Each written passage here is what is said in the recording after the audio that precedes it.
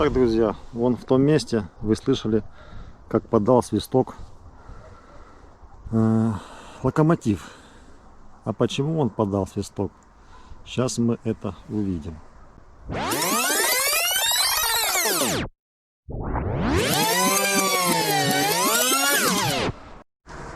Итак, друзья, мы находимся в том месте, где машинист локомотива грузового поезда на ваших глазах подал свисток. А подал свисток, потому что перед ним стоит предупредительный сигнальный знак. Он обозначается S, вот вы видите, и в этом случае машинист обязан подать свисток.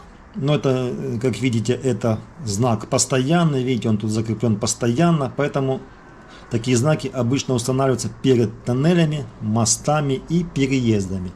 Но есть еще временные, такие же самые знаки, они устанавливаются в местах проведения работ на пути. То есть, друзья, там, где работают рабочие, да, устанавливается такой знак, чтобы они знали, что к ним приближается поезд. То есть в этом случае тоже устанавливается такой знак S. И в этом случае также машинист подает свисток, друзья. Ну вот, в принципе, все, что я хотел сказать, это предупредительный сигнальный знак для машиниста, для подачи свистка.